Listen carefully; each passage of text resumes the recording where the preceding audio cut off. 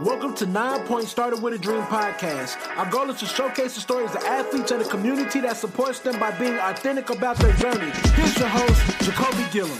Yo, welcome back to the podcast. I'm your host, as always, Jacolby Gillum. This episode here, about Jaidyn Blanchfield. And if you've been following along with 9 Points so far, you know that we love a good underdog story. And Jaidyn's journey is just that. And from Idaho to playing abroad overseas, her journey has so much depth about, being relentless, to keep fighting, keep pursuing your dream, even though, you may not know how it's going to happen, but you know that it will. So great story here, great journey, and let's get to it. So Jaidyn, the question I ask everyone that comes on is, when you're younger as an athlete, what was like your biggest dream and goal you want to achieve? My biggest goal? I think when I started realizing, I'm kind of good at this sport, was, okay, I want to try and play in college. And what's really funny is I had no idea about the college world at all. Like, my volleyball knowledge of the world of volleyball was so small. So I wanted to play in college, and I actually remember telling my club coach, like, yeah, I want to play for Penn State. Because at the time, they were like winning national championships in a row. I think they just won their 4th in a row. And he just looked at me and laughed. And he was like, yeah, that's not going to happen.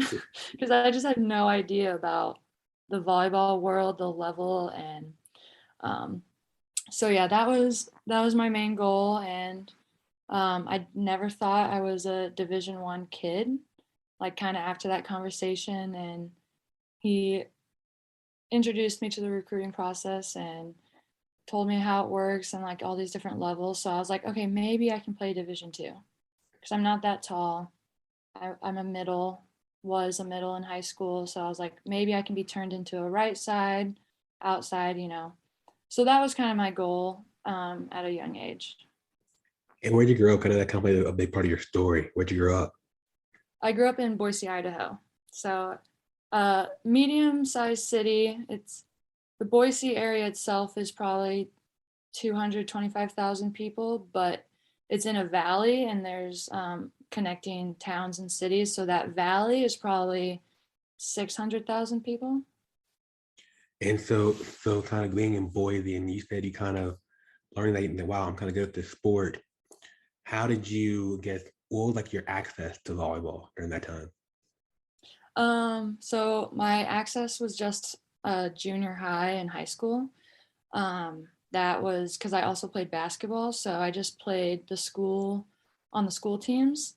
And then I got into AAU basketball, which was just local. Like, we stayed in the Boise area. We didn't really travel outside. And then I met a senior on the varsity volleyball team, and she started talking about club and all this stuff. So I was like, oh, there's club volleyball? Like, I had no idea. So then that's when I got into playing club my sophomore year of high school. Had no idea what it was, but then got involved, met a great coach, and he's now my mentor and still a good friend today. And he's honestly a huge help to why I'm here today. Like, all of the credit honestly goes to him, because if I didn't meet him or get involved in that club, I don't know if I would have been playing in college or let alone going overseas. So When I was reading your article, and like I think I missed that part. And I was reading like who is Sully? yeah, Yeah, Coach Sully or Sullivan. Yeah, he was new to the Boise area when I was playing, and he's actually from like Southern California. I went to Long Beach State, was on the team when they won the first national championship ever, played with Olympians. So he's just very knowledgeable, knows a lot of people in the volleyball world. And yeah, that's kind of how I got my connection to my college team that I ended up playing for. So once you had this dream, like, I want to go play in college, and, Sully said, hey, you may not be a D1 talent. Did that kind of hinder your dream, or was it still like, okay, that's fine, I'm still gonna be a college athlete? Well, he didn't really say I wasn't D1. He never said that, actually. He just said like Penn State was like not realistic for me.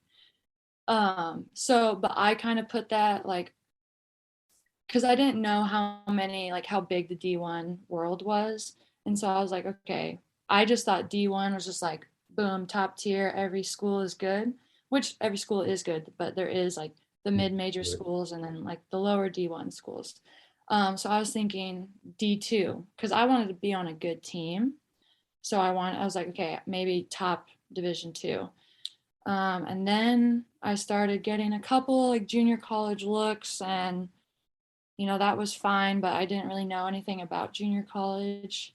And then I got a couple like mid-major D1 schools looks, but again, like the whole process was super intimidating and I didn't really know how to navigate it all that well, but he helped me a ton. He actually came with me on a couple of recruiting visits because my parents couldn't come.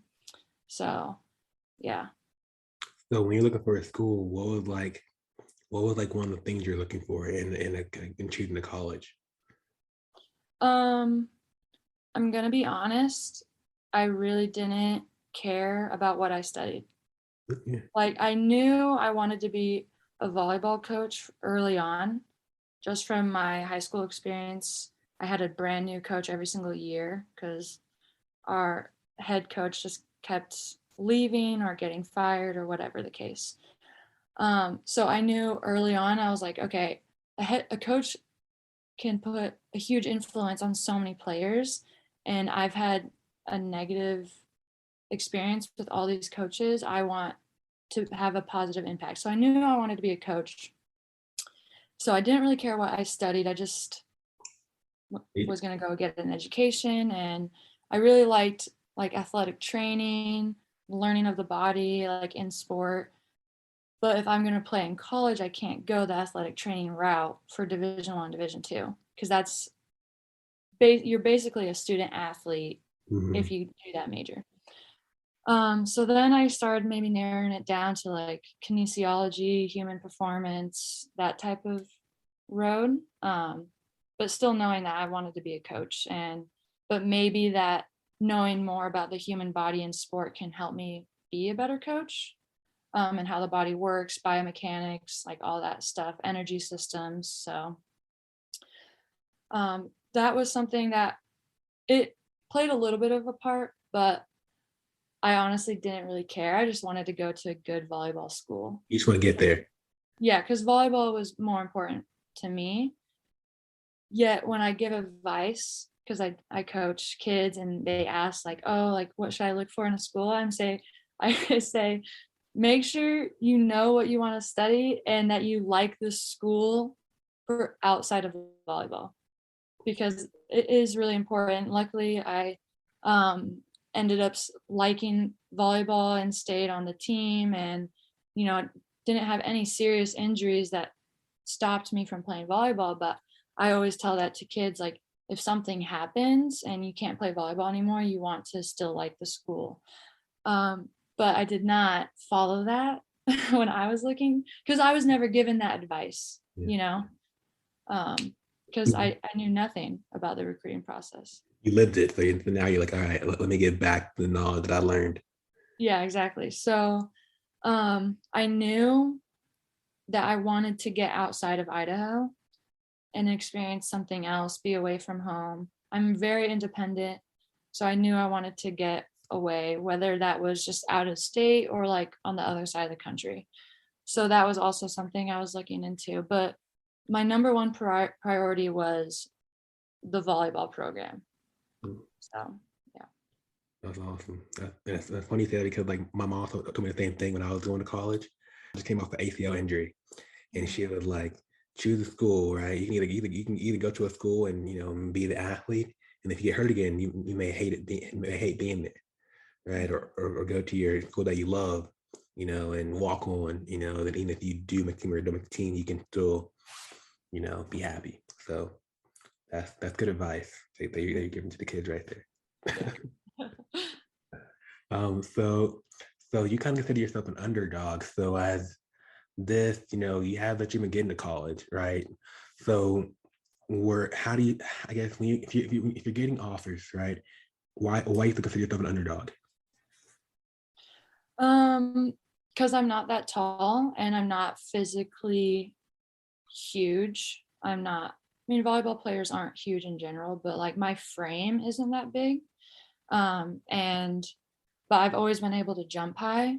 And so that's kind of my strength. But I have to jump high every single time. I have to max my vertical every time I leave the ground in order to still be a good player. So, whereas these taller athletes, maybe they're not as fast as me or as coordinated, whatever, but they can take smaller jumps and still be able to hit high around the block, whatever the case is. So I consider myself the underdog because I'm not that big.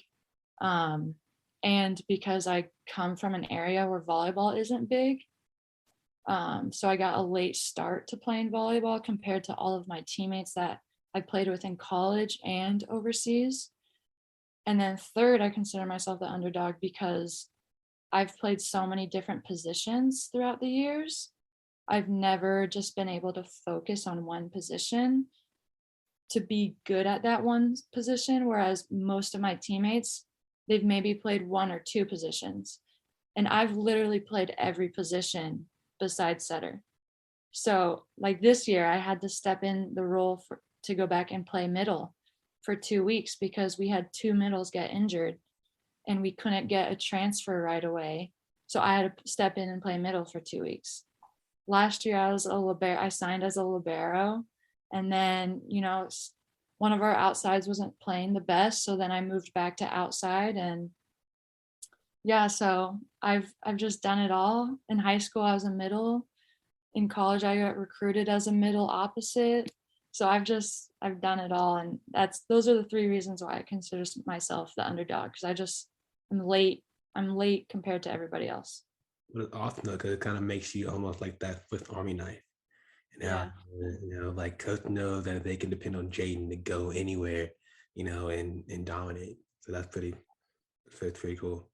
So when we got time to get choosing that college, like that college, you kind of came down to a few choices, right? How'd that go out for you? So a little bit of backstory. I went to a junior college summer camp in Idaho, and they ended up offering me right on the spot. And I looked more into the school and I was like, wow, this school is really good. They've won 10 national championships. 6 of them were in a row with 3 different coaches. Like, okay, this might be a good program for me if I don't have anything else, or like a 4-year program. So I ended up committing to them right after my senior high school season, which I think was the best decision for me, because I was able to play so free later that club season that I ended up having 3 Division I coaches very interested in me. One was Cal State Bakersfield, Okay.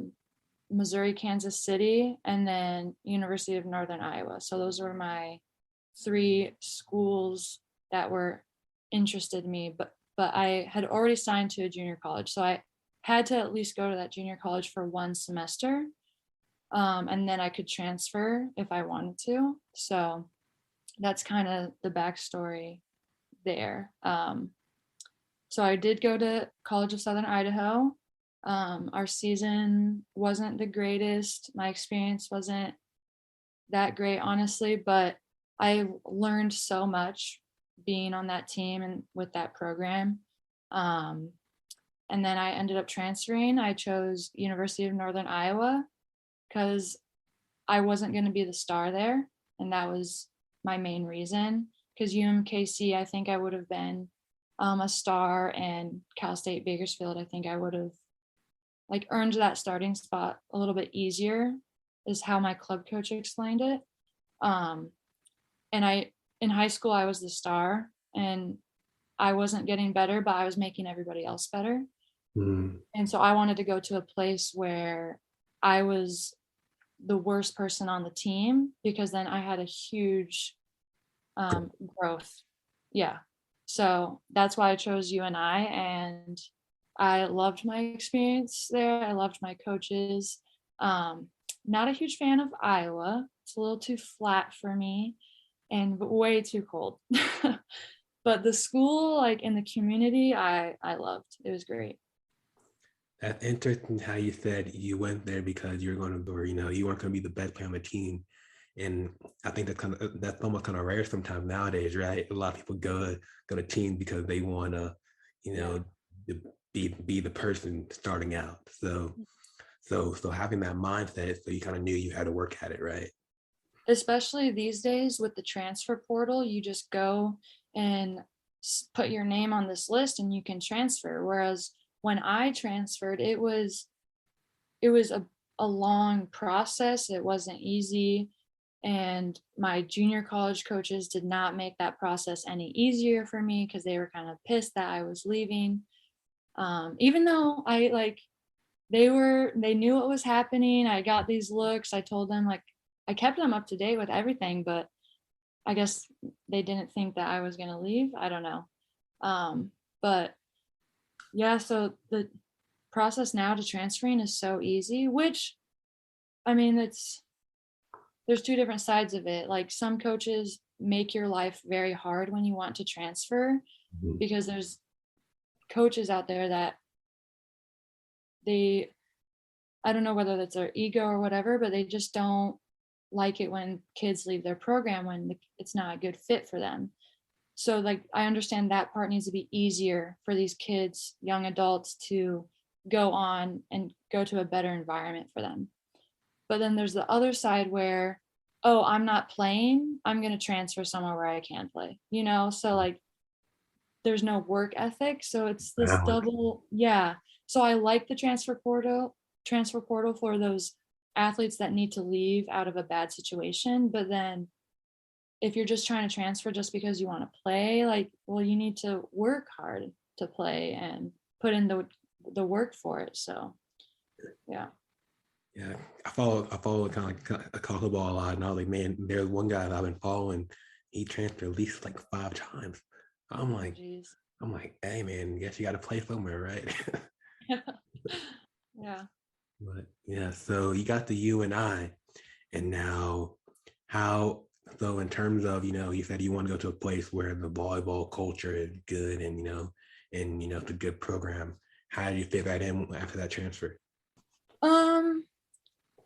Fitting in honestly was kind of difficult looking back at like all 4 years, because, well, one, when you transfer, I transferred mid-year, which was tough because everybody already has their routine and their friends, whatever they like to do in their off time. So that was kind of difficult, like being integrated into the team that way. But once I was in with the team, got to know everybody, it was easier, especially that following year, my sophomore year, because then I got to start off with everybody. So that was good. But then I was the only one on my team that was from, like, not the Midwest.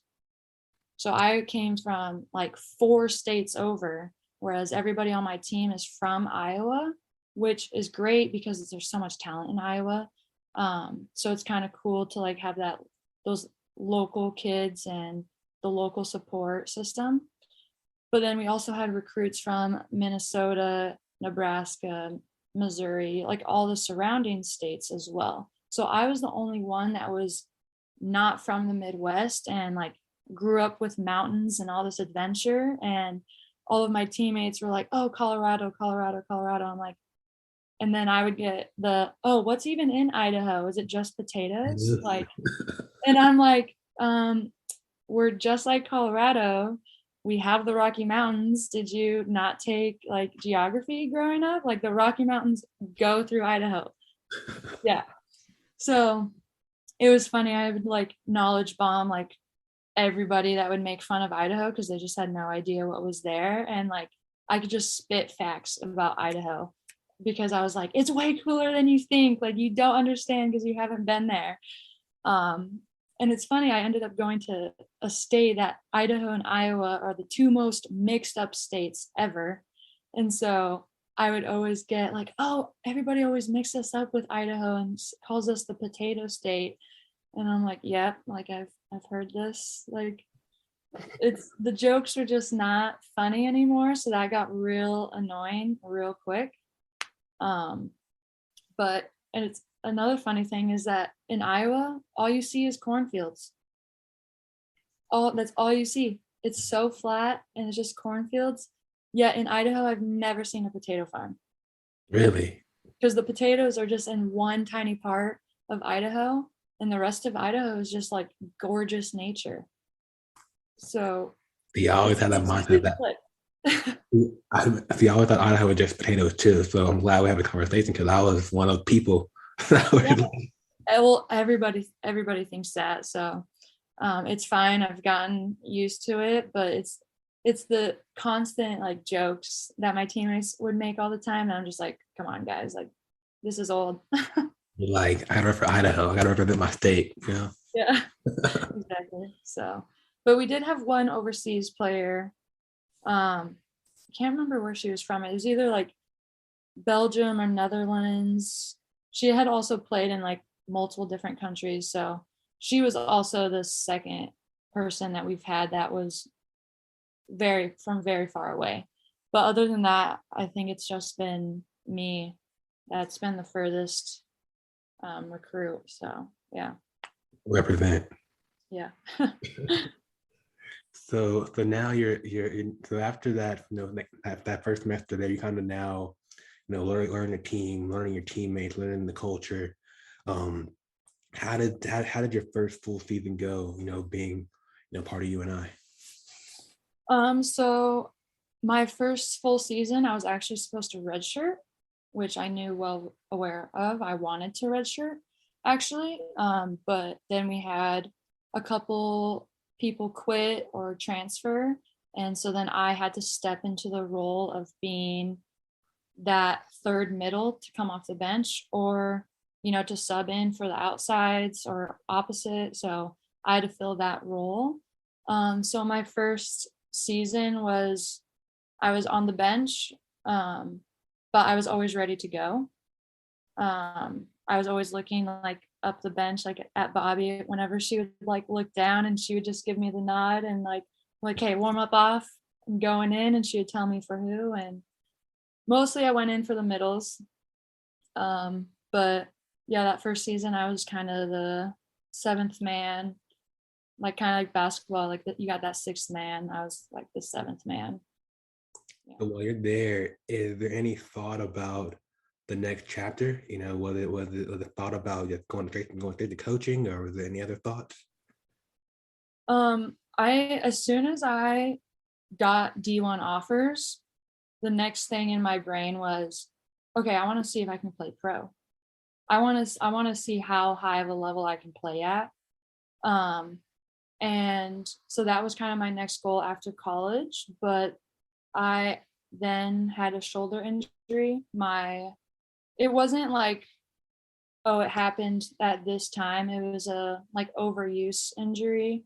And based on how my anatomy is, it just didn't really get any better. And I had to have surgery, but it was a very minimal surgery, come to find out. But for 3.5 years, I was told I had a labrum tear, or it's not a labrum tear, but it's a slap tear, meaning the labrum is peeling from the bone, which is a invasive surgery to have. And from 2 different doctors, my athletic trainer and my coach all gave me the advice of I should wait, because if I have the surgery, it's 6 to 9 months recovery and you don't know how you're going to end up after. So I took that advice and played through this shoulder injury, which affected my college career.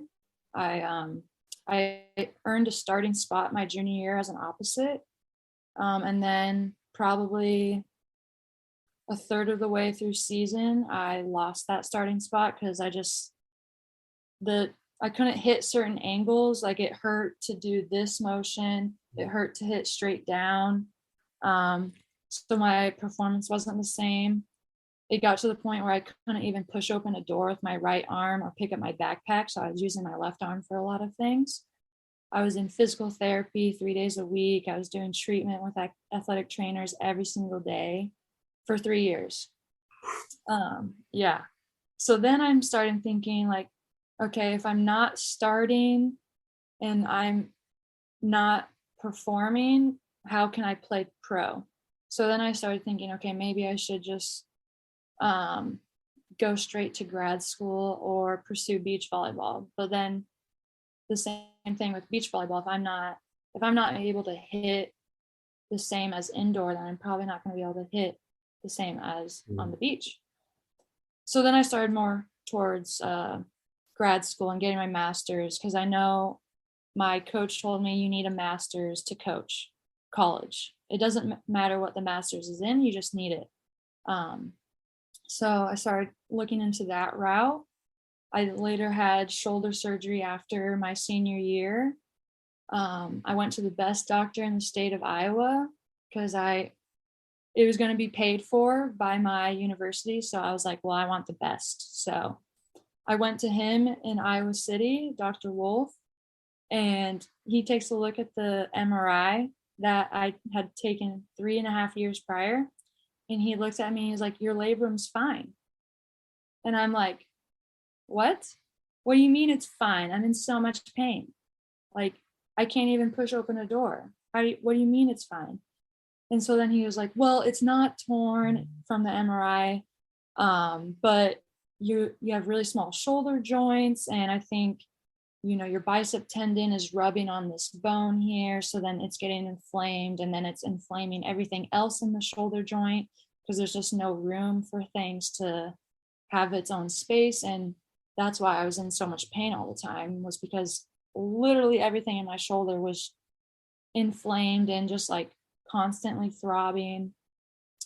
So he then said, we can do a scope surgery. I can clean things up. I'll take a look at your labrum. I actually had to sign a waiver saying, like, if it's torn, go ahead and fix it. If it's not, then, leave it alone. And he looked in there. The labrum was fine. My CA ligament, which holds down your clavicle, was a little frayed. So he shaved that down, took out a bursa to create more space, because you have multiple bursa sacs in your shoulder, which just like all that does is provide like lubricant. And then took out some scar tissue that was building up, and I now have a brand new shoulder, and it took me 6 weeks to recover. 6 weeks. You're like, oh, I'm ready to. Oh yeah, I was so ready, but then I was so angry because I was like, I just wasted my college career on a 6-week surgery, thinking it was going to be 6 to 9 months, and that my attacking swing might not be the same. So I was so angry for such a long period of time about it, because you can't go back and play college. I can't have that experience again. And so I was like, well, that could have maybe given me the confidence to want to play pro and pursue that instead of going to get my master's, blah, blah, blah. But then I remember my mom saying like, oh, this might be like a blessing in disguise, because I'm not a huge fan of school. I actually hate it. It's not what I'm meant to do. I'll just learn in a different way than like taking tests and trying to memorize things. That's not how I learn. And so I was not looking forward to going to grad school. I was looking forward to coaching though, and learning that through that experience. But my mom was like, you can go get your master's. You won't have a gap year if you went to play pro. Because imagine if you went to play pro and then had to come back and do school again. And I'm like, yeah, that would suck.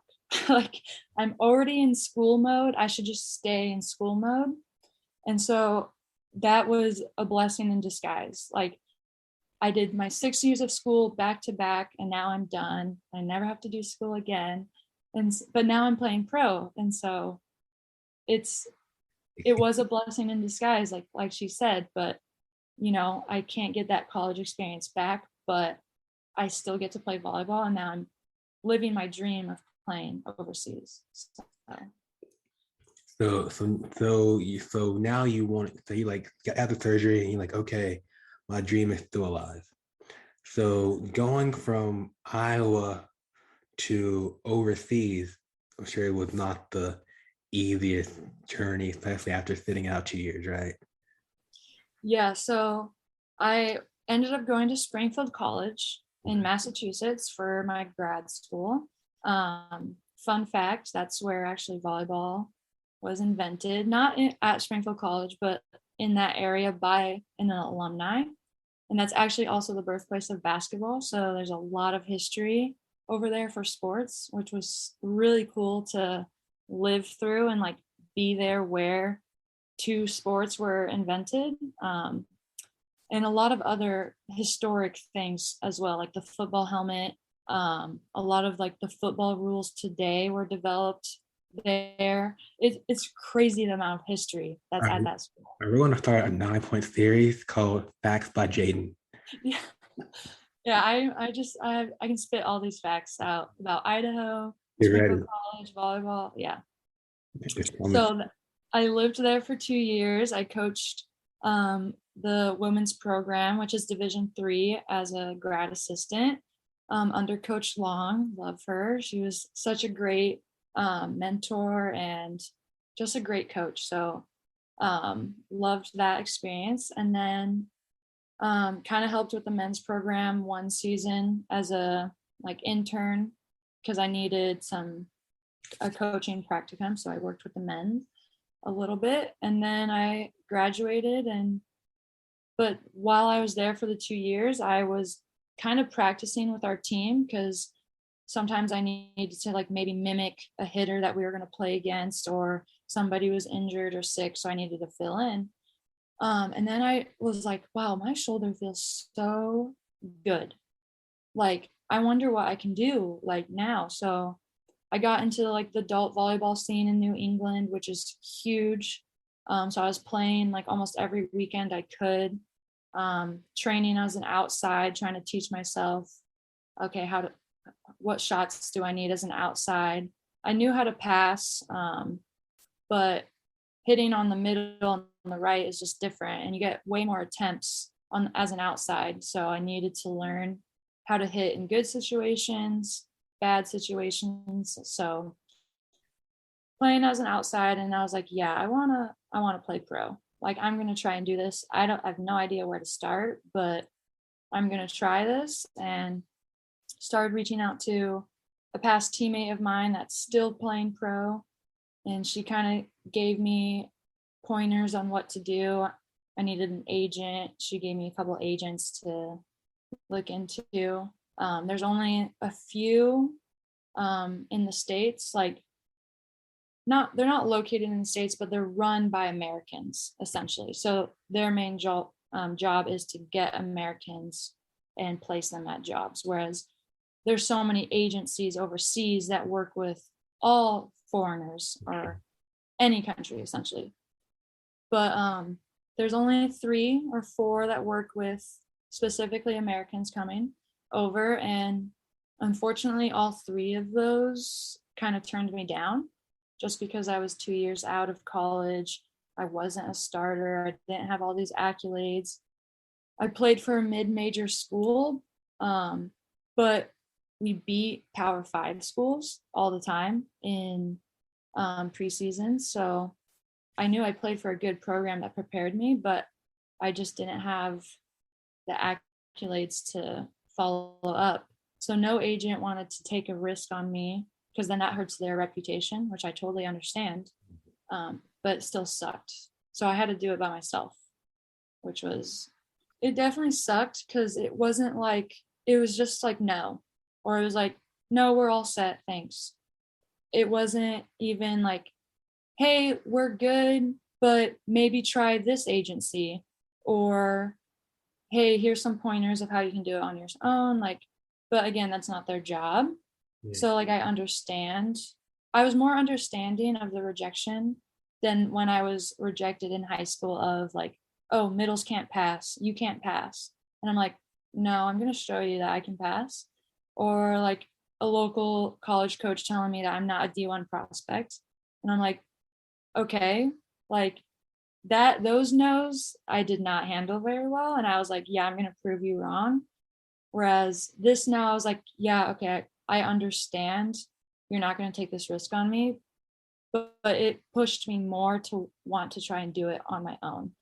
But it wasn't like, oh, I'm going to prove you wrong. It was just like, okay, thank you. I'm going to just do this on my own, reach out to more players that I know overseas, and just hope that word of mouth would get me in, because I knew once my foot was in the door, I was in. It was just getting my foot in the door. Getting that first contract was really hard. I didn't go right at the August right after graduating with my master's. I ended up coaching at UMass Boston for one season, which they were well aware of my goals, and they just needed me for one season. So I was like, this is perfect. I can still coach, build that coaching resume and my networking, and then I can go and try and play overseas. So my next, I guess, route was, okay, word of mouth isn't working for me right now. This one agency offers a tryout tour. So I was like, okay, maybe I can do this tryout tour and maybe somebody will be interested in me and I can transfer onto a team. So I was thinking about doing that. And then I just had this gut feeling of like, no, I shouldn't do this. Like I'm good enough to get on a team without it. Because it was pretty expensive. It was like $3,000, but included like your stay and but then your travel to Europe also had to be covered on your own. So I was like, that's pretty expensive for like a 10-day tryout, and I'm not guaranteed anything.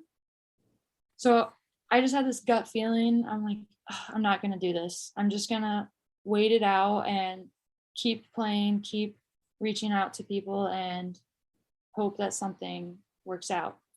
Well, then literally 3 weeks later, a teammate of mine that I ended up playing with over the summer at USAV Adult Nationals, she was playing overseas for her first year, and she reached out to me and she was like, hey, are you still trying to play? And I'm like, yes. Like immediately responded, yes, I am. And she was like, well, both of our outsides just got injured. We need someone ASAP. I'll get you in contact with my coach. I was like, oh my gosh, sweet. I was so nervous, but so excited at the same time.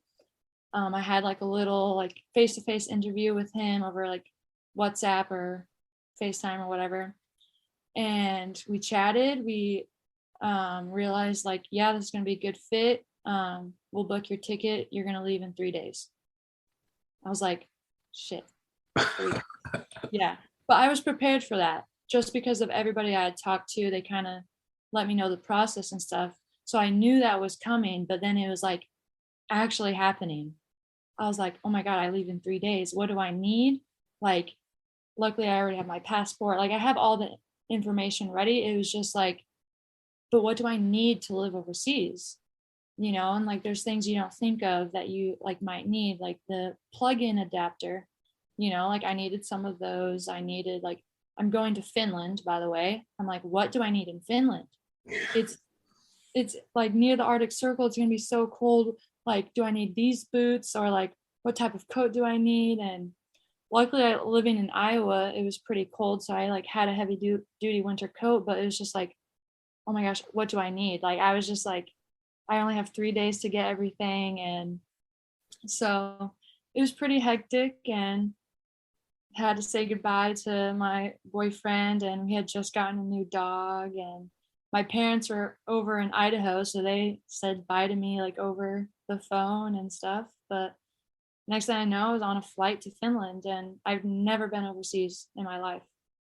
My biggest worry was like, okay, I'm gonna land in Paris. How do I navigate this airport? Like, is anything gonna be in English? Like, it was crazy. So many unknowns, right? Yeah, so many unknowns, but I was so excited at the same time. So if we pause your journey from at this moment, right? You're on an airplane to Paris, and if you like flash back to, I guess, like that middle school Jaidyn that was still playing basketball and volleyball, yeah. what advice would you tell her about the journey coming up? Oh my gosh. My advice would just be persistent. Don't take no. And then on that plane, I mean, it's hard because I feel like I prepared myself very well because I had reached out to so many people and they let me know. Like, I had 2 people that sent me a list of things I should pack and things I would need. So, like, I don't know if I could be any more prepared. Maybe because I was even prepared for the darkness. I was even prepared for the darkness in Finland because in Iowa it's so cloudy and gray in the winter, and I was not used to that. Living in Boise, where we see the sun in the winter and it gets maybe like 30 degrees, like the mountains get all the snow, but like our winters in Idaho are pretty warm in the Boise area. So everything, I had more of a culture shock moving to Iowa, I think, than moving overseas. I think I was just way more prepared because I guess the advice was just do as much research as you can. That'd be my advice because there's no such thing as too much research. So I guess that would be my advice. But I was honestly pretty well prepared. It was just everything happening so fast was just like, oh my gosh, it's real. It's coming to life. From hearing your story and hearing you kind of tell it now, I think I think like one advice for any athlete listening is to like expect your dreams to come reality. Yeah. Because like it seems like you told yourself this is going to happen. I don't know when, but this is going to happen at some point, and so you stay prepared for when that moment came that you could be ready. Oh yeah, that's very true because like I was so prepared for it to happen and then it happened and it was just like, oh my gosh, this is real life. This is actually happening. I've made it. So yeah, you're exactly spot on with that. It's cool to kind of see this journey kind of. Cause I read it, and to hear you tell it kind of brings it to life a little bit more. Yeah.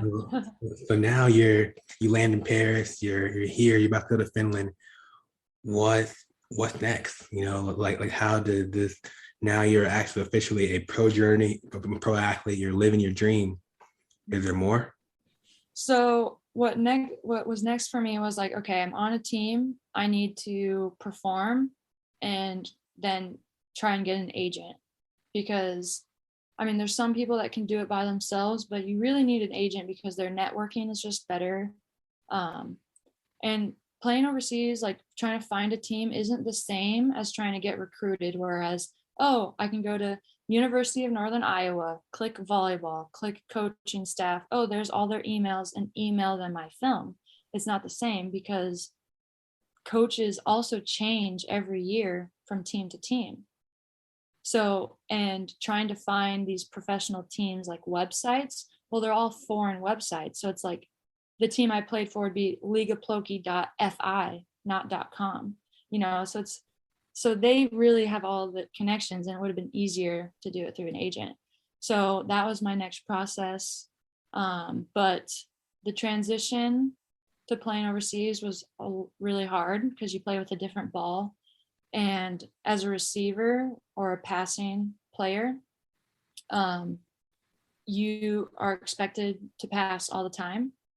And you're on the court the whole time. You only get 6 subs, whereas in the States you get more than that. So we have like a position called the defensive specialist where they can sub in and out with an outside or opposite and play back row for them.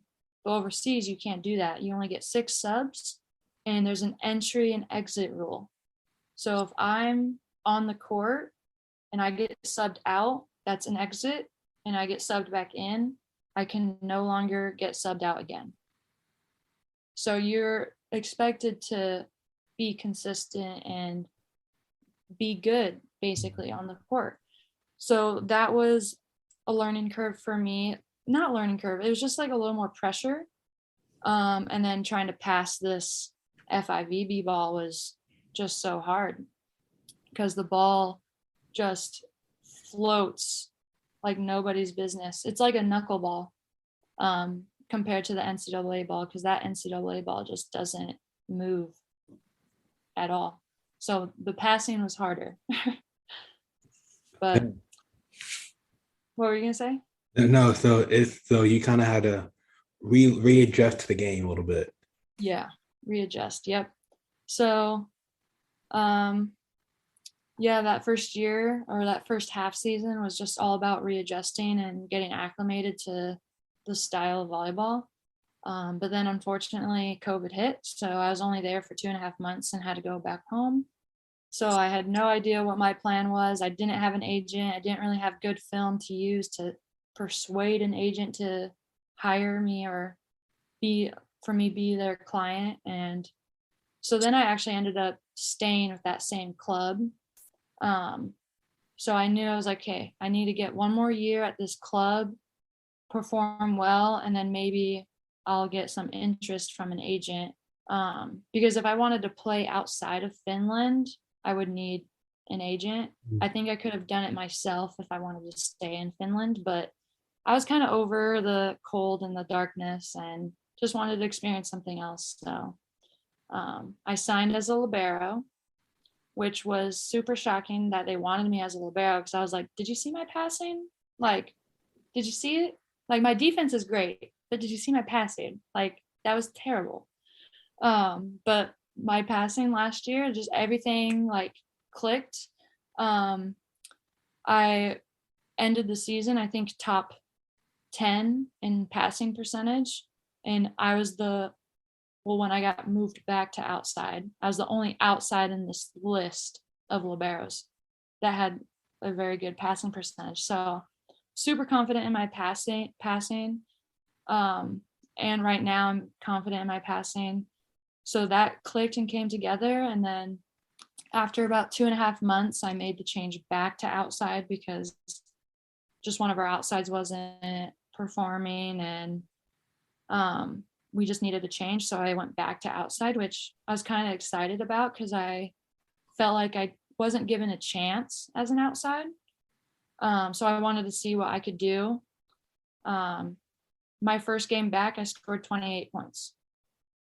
My first game back as an outside. Hadn't practiced as an outside, only been playing libero. I scored 28 points. No big deal, right? You know, so I was just like, okay, let's go. Like, let's go. I can be an outside. Still loved being a libero. Defense and passing is honestly my favorite part. So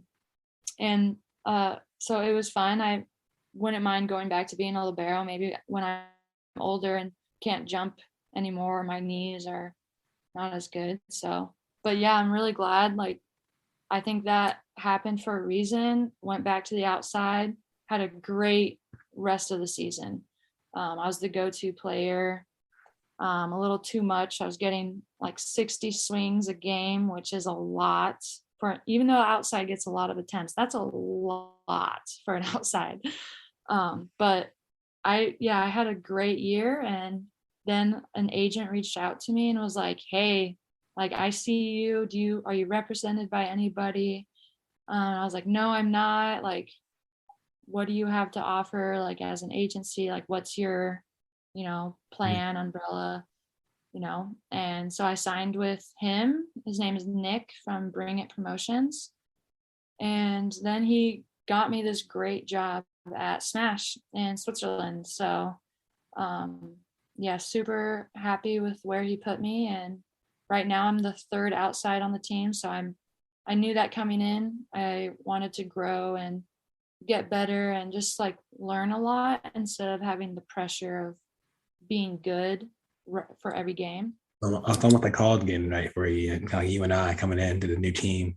Yeah, it was, it's normal. So like every year is the new team. Maybe a couple players stay, but like that's just how it is here. It's normal. So, but yeah, so I'm playing behind 2 national team outsides. One's was on the national team for like 10 years for Canada, and the other one is a Switzerland player, and she was on the national team this last summer. So like I'm behind 2 great players and get to learn a lot from them. And my coach, I couldn't be happier with. He's so knowledgeable of the game and is really good with technical skills, organizing practice, our strategy, game plans, scouting, like all this stuff I notice because I coached for 3 years. So I pay attention to these things. And so, yeah, I really like him as a coach and would love to play for him again next year. But it just depends where he goes and what offers I get. So Your journey was so aligned. yeah, Like, it like, really was. like all the setbacks end up being blessings in a sense to kind of get you Yeah. ready for the now. Mm-hmm. So Yeah, it's never would have thought like, because once I had that shoulder injury, it was just like, okay, I think my volleyball career is kind of over. Maybe I can just play for fun type of thing. But yeah, everything just aligned. And I think everything happened for a reason. And I stayed persistent in what I wanted and worked hard to achieve this goal, dream. So yeah, it's just everything worked out and super happy with how far I've come and where I'm at today. So I guess 2 more questions for you go. Kind of you have a scrimmage to go to. So what's next for you? Like after this season, or what, like, or say right now, what's like your next big goal? so I want to play as much as I can, and then when I'm done with overseas, because this lifestyle is hard. I mean, we're away from friends and family for 9 months out of the year, and um, playing on a team is not the same as like the college environment of a team where you're like a family, you got that culture, you're just very tight knit group. Here it's, I'm playing with 18-year-olds, a 31-year-old, like our age range is very big. And everybody has kind of like their own life. Like some still go to school, some work, some are going to college, and then us foreigners, we're here and we play volleyball. So that lifestyle is tough. So I think when I'm done with that, I'll go back to the States and maybe chill for a little bit. But my next goal is I want to be a pro beach volleyball player. So that's what I do in the summers. I play a lot of sand and beach with my partner, Jaydyn. She's also a pro. She plays in France. We played together last year, and we actually were enemies in college. We were in the same conference. So our history goes way back too. It's so funny how small the volleyball world is, but That is very true. yeah. So she's my beach partner. We're trying to pursue that goal together and play on the AVP, but that's tough because beach volleyball is growing so fast in the States, and now we're finally seeing like beach volleyball became an NCAA sport in like 2014, 2016, around then. And now we're finally seeing those athletes graduate, and I've played against a couple of them, and holy smokes, these chicks are good. Like, so I'm behind. I never played beach. My club coach taught me a couple summers, and I play for fun and tournaments and stuff. But I've never played at the college level. I've never had real coaching, so it's just another thing I'm going to be the underdog at. But I'm persistent. I want to try, and if it doesn't work out, it doesn't work out. But at least I tried and went for it. So that's my next goal. And while I'm playing beach, I think I'll also coach college somewhere. Just because being a pro beach volleyball player doesn't pay the bills. Whereas being an indoor pro volleyball player does pay the bills because I get a monthly salary. My apartment is paid for. I get a car. So I get all these top of getting paid. But being a pro beach volleyball player, I only get paid if I win. If I win these tournaments and I'm winning the prize, that's how you get paid. Or you're just good enough where you get sponsors from these companies and brands that want to sponsor you. I'm nowhere near at that level Yet. Exactly. So becoming a pro beach volleyball player is going to be a much bigger mountain to climb. But I want to try it. I want to do it. So that's my next goal. Hey, well, knowing you from this call, it'll all work out. Yeah. So we'll see. And then last question for you. Social media, websites, where are you at? So I am on Instagram. Like I have a personal account, and I'm actually, this, but to let other people know, I actually do my own podcast, and I'm starting my own brand. It's called Volleyball Bum. The bum part of it is like, think of a beach bum, somebody just lives and breathes volleyball. I play indoor, I play beach, I play grass. Maybe I'll play snow volleyball someday, maybe, and it's just like the encompass of like volleyball. And our like quote is one who travels the world chasing a ball and playing a game. Because I feel like that's what the volleyball community is. And that's why I know so many people, because I've like, oh, you play pro here, but I played against you at this grass tournament, at this beach tournament. The volleyball community is so tight knit and small. It's great. So that's something that I've started. I'm trying to build a website right now, but with that brand, I have a podcast called Between Two Pros, and that's where I interview other Americans who play professionally overseas, because in the States, we don't have professional volleyball yet. Athletes Unlimited is doing a league, but it's only 5 weeks long. So that's not really sustainable to pay the bills. And then League One Volleyball, which I need to get in touch with them, is trying to start a full-blown league, just like how it is over here. So that's supposed to be announced this year, but probably won't go into effect for another couple years, maybe.